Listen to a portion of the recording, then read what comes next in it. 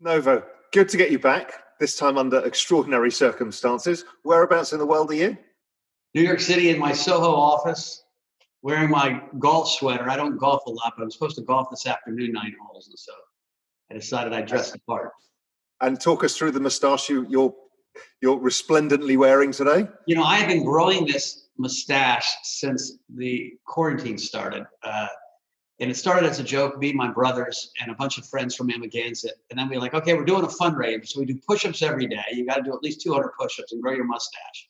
And we're going to do a photo of us, you know, flexing our muscles with our mustaches and American flags to help raise money for a bar, a community bar out in Amagansett called Stephen Talkhouse, the greatest bar in America.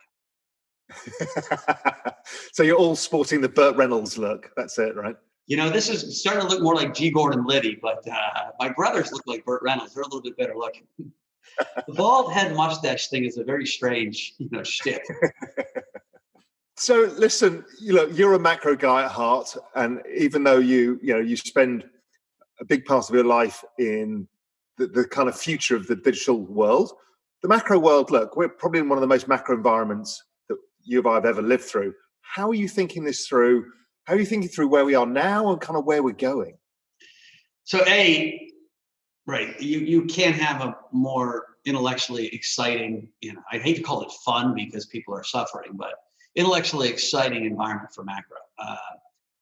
And I think, we're really a unique place. I keep saying in these, interviews or talks that what I learned in 1997 in the Asian crises is that stuff that you didn't think could happen can happen. And once you really break paradigms, there's a whole new world that opens up of bad things usually. Nobody thought in 97 that the Indonesian rupiah would go from a tiny tight band to, basically becoming worthless for a little while, and then slowly coming back. And so I look at 2009 with swap spreads. When they went negative, they couldn't go negative, and then now, negative 90. Oil prices going negative. And so the first thing I think is you have to open up your mind to think things that you never thought were possible could be possible. And so what's that in this environment? The US dollar is the reserve currency. Well, 20 years from now, maybe we'll lose reserve currency status, but it's not my base case by any stretch. But the possibility of it happening is a lot higher than it was before we went on this spending orgy.